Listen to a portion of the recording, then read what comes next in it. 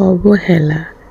একজন স্বামীর অবহেলা একটি মেয়েকে কত দূর পর্যন্ত পৌঁছে দেয় জানলে আপনারা কখনো স্ত্রীকে অবহেলাই করতেন না। একজন স্বামীর অবহেলা একজন স্ত্রীকে মৃত্যুর শেষ দুয়ার পর্যন্ত পৌঁছে দিতেই যথেষ্ট। একজন মেয়ে জন্মের পরে যখন বুঝতে শিখে তখন থেকে সে তার মনে একজন ভালো স্বামী এবং সুন্দর সংসারের স্বপ্ন দেখে।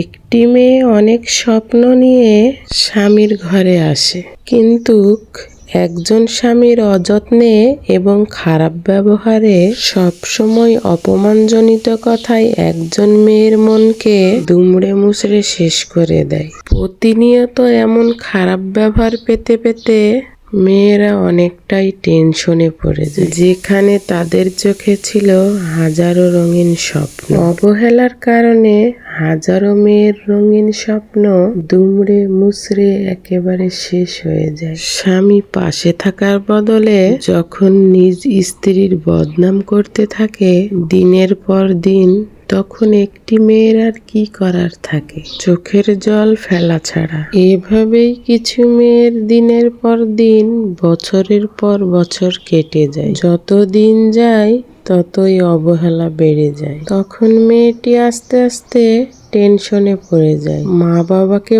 বলে মানিয়ে নিয়ে চলো। এটাই হলো মেয়েদের জীবন। টেনশন থেকে ধীরে ধীরে তাদের মুখের হাসি, খাওয়া দাওয়া সবই চলে যায়। দিনের পর দিন না খেয়ে টেনশন করার কারণে অনেক মেয়েরাই অসুস্থ হয়ে পড়ে। আসলে টেনশন খুব খারাপ জিনিস।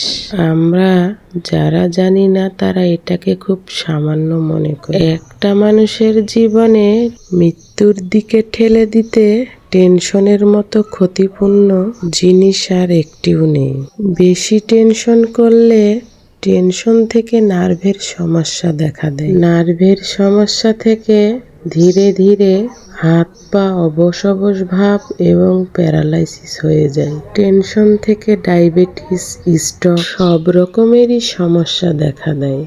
ধীরে ধীরে অনেক মেয়েরাই আছে এই টেনশন থেকে অনেক বড় অসুস্থ হয়ে পড়ে। অল্প বয়সে অসুস্থতার মূল কারণই হচ্ছে টেনশন আর স্বামীর অবহেলা। আমাদের এই সমাজে কত মেয়ে আছে অবহেলায় অনাদরে সংসার করছে, কিন্তু মানুষ যে কেন এমন হয়? নিজের সংসারের সুখ শান্তির জন্য অনেক পুরুষরাই আছে, অনেক কিছুই করে, কিন্তু এক ধরনের পুরুষের ব্যবহার এমন থাকে। তাই স্ত্রীকে অবহেলা করা থেকে বিরত থাকুন। এই জীবনে আপনি হয়তো আপনার শক্তি এবং ক্ষমতার কারণে দুর্ব্যবহার করতেছেন, কিন্তু পরকালের কথা তো একবার চিন্তা করুন। সকলের জন্য শুভকামনা রইল। আল্লাহ হাফেজ।